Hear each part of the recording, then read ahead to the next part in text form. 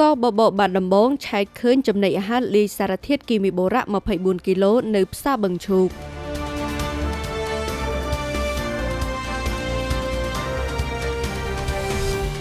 Freshie ទឹកគូលែនពីផ្លែឈើពិត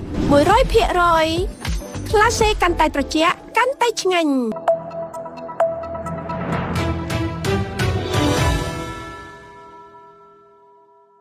ប្រយ័ត្នគ្រោះថ្នាក់ខូចថ្លើមនិងតម្រង់នោមរថយន្តពិសោធន៍ចល័តផ្នែកម្ហូបអាហាររបស់មន្ត្រីជំនាញបានចូលប្រតិបត្តិការឆែកឆេរយ៉ាងគំហុកនិងរកឃើញចំណីអាហារដែលអាជីវករលួចលាយសារធាតុគីមីហាមឃាត់បូរ៉ាសរុបចំនួន24គីឡូក្រាមនៅក្នុងផ្សារបឹងឈូកក្រុងបាត់ដំបងដែលបង្កជាក្តីបារម្ភនិងការរិះគន់យ៉ាងខ្លាំងពីសំណាក់ប្រជាពលរដ្ឋចំពោះសុវត្ថិភាពម្ហូបអាហារប្រចាំថ្ងៃ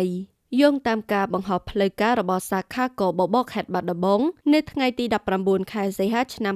2026នេះបានឲ្យដឹងថាមន្ត្រីអធិការកិច្ចម្ហូបអាហារបានសហការជាមួយមន្ត្រីមន្ទីរពាណិជ្ជកម្មខេត្តចុះត្រួតពិនិត្យទំនិញគ្រឿងឧបភោគបរិភោគនិងនំចំណីអាហារផ្សេងៗនៅផ្សារបឹងឈូកស្ថិតនៅភូមិព្រែកមហាទេពសង្កាត់ស្វាយប៉ោក្រុងបាត់ដំបងក្រោយពីការយកសំណាក់គំរូម្ហូបអាហារចំនួន7សំណាក់មកវិភាគភ្លាមៗលើរថយន្តពិសោធន៍ចល័តក្រុមការងារបានរកឃើញអាហារចំនួន4មុខមានផ្ទុកសារធាតុគីមីហាមឃាត់បូរ៉ាសរុបចំនួន24គីឡូក្រាមដែលក្នុងនោះរួមមានពពុះសណ្តែកចំនួន12គីឡូក្រាមលតស្វិតចំនួន9គីឡូក្រាមបាញ់ចានឿកចំនួន2គីឡូក្រាមនិងបាញ់ឌុកចំនួន1គីឡូក្រាមមន្ត្រីជំនាញបានធ្វើការដកហូតទំនិញខូចគុណភាពទាំងអស់នោះជាបន្ទាន់យកមករក្សាទុកនៅទីស្នាក់ការដើម្បីរៀបចំគំនិតចោលទៅតាមនីតិវិធីច្បាប់ជុំវិញករណីនេះក្រុមគ្រូពេទ្យនិងមន្ត្រីជំនាញបានចេញសារព្រមានខ្លាំងៗដល់សាធារណជនថាសារធាតុបូរ៉ាគឺជាសារធាតុគីមីឧស្សាហកម្មដែលច្បាប់ហាមឃាត់ដាច់ខាតមិនឲ្យប្រើប្រាស់នៅក្នុងម្ហូបអាហារឡើយការបរិភោគអាហារដែលមានផ្ទុកសារធាតុពុលនេះ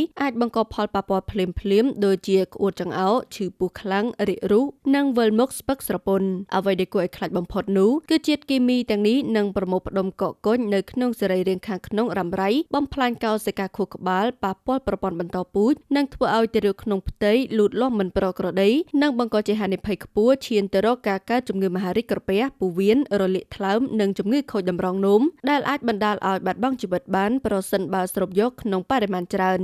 ចំណាត់ការក្តៅរបស់សាខាកបបខេត្តបាត់ដំបងក្នុងការចុះឆែកឆេរនិងរឹបអូសអាហារលាយគីមីបូរ៉ា24គីឡូក្រាមនៅពេលនេះគឺជាខែលការពារសុខភាពដ៏សំខាន់ជូនដល់អ្នកប្រើប្រាស់ទោះជាយ៉ាងណាក៏ដោយដើម្បីលុបបំបាត់អាហារលាក់ជាតិពុលទាំងនេះឲ្យអស់ពីទីផ្សារគឺទាមទារឲ្យមានការអនុវត្តច្បាប់ពិន័យនិងទោសទណ្ឌធ្ងន់ធ្ងរលើអាជីវករដែលគិតតែពីផលចំណេញផ្ទាល់ខ្លួនស្របពេលដែលប្រជាពលរដ្ឋត្រូវតែបង្កើនការប្រុងប្រយ័ត្ននិងជៀសវាងការទិញអាហារដែលមានពណ៌ឬរូបរាងស្វិតស្រួយខុសពីធម្មជាតិ